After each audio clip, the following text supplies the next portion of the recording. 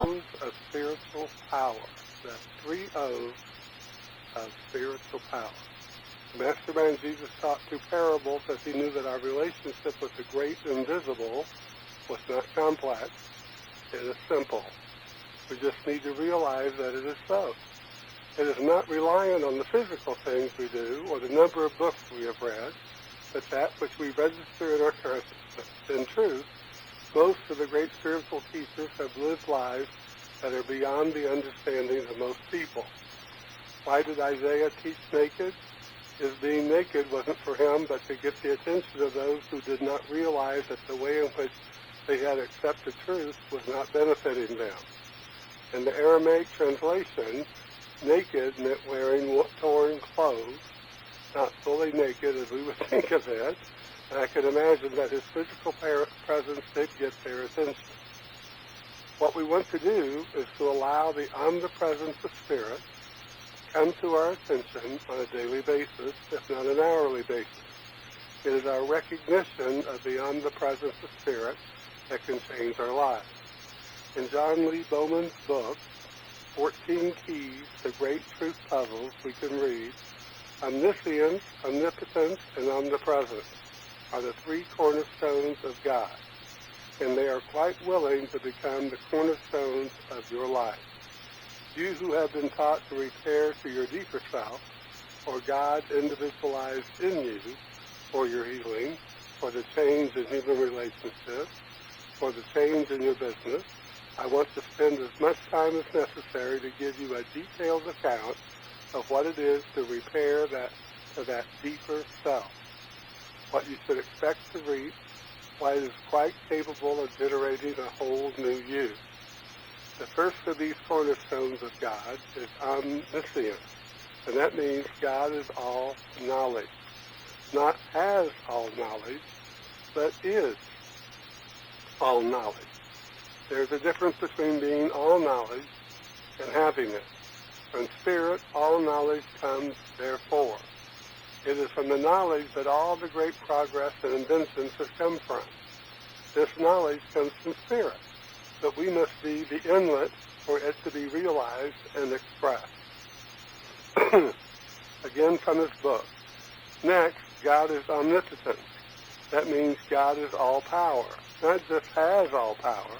Thus, in repairing to your deeper self, God individualized in you, you are repairing to the one who can do anything without exception. You are repairing to this power. That's from the 14 Keys.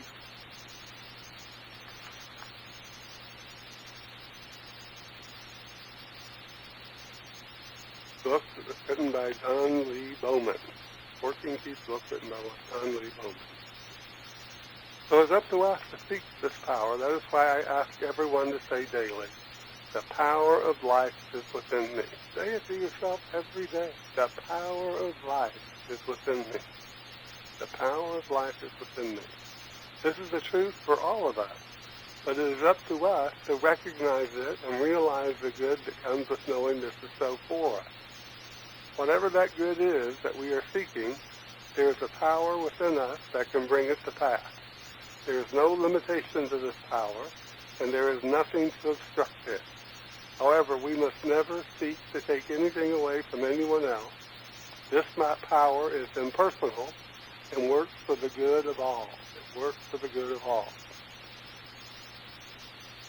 Going back to the book, The 14 Keys, and John Lee Bowman, he writes, the third and last cornerstone of God is that the Spirit is omnipresent, or in plain language, God is everywhere present.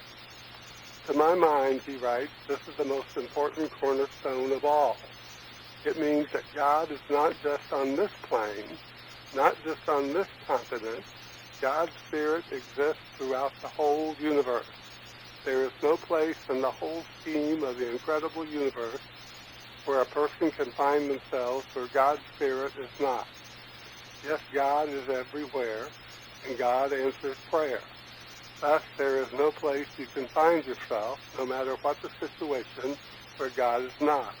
So you may make your bed in hell temporarily, physically, business-wise, or in human relations, God's Spirit is there. So that was Dr. John Lee Bowman, on his 14 keys. It's easy to remember that there is no spot where God is not. There is no spot where God is not, but we must realize that God is within us. That's why we say the power of life is within me. And this may sound trite, but it is a universal, eternal, immutable truth. Some of the most profound truths are found in simplicity. The mastermind Jesus called us to love God with all our heart, with all our mind, and with all our soul. In truth, we can substitute the word life for God, and in this principle takes on an even more profound meaning. If we love life, life will love us back. It will guide us, it will sustain us, and draw to us all that makes us love life even more. As John Lee Bowman writes, in you, then, await three things: your recognition, your response, and your declaration. Your recognition, your response, and your declaration. So going back to the book, he writes, here is your formula. You are equipped with all the tools to express life fully. That which you think and feel becomes law for you, and therefore an effect. Your consciousness, thus, is not only a law unto you, but it executes the feeling. This is realism. It is your consciousness that makes you guilty of experiencing less than the higher law of God's Spirit. The cells in your body do not make themselves sick. The conditions in your human relations do not make themselves inharmonious. The situations in your financial affairs do not make themselves poverty-stricken. Yes, when your conscious and subconscious mind are in conflict with God good, trouble appears. Trouble appears. That's from John Lee Bowman. Now this deeper self, as he's referring to, the mastermind Jesus called it the kingdom of God within you. And this kingdom of God within us corresponds to our thoughts, our words, our beliefs, and our feelings. As we lift up our thoughts, our words, our beliefs, and our feelings to the love of life, we shall see this love reflected in our life experiences, and this I guarantee you. And this I guarantee you.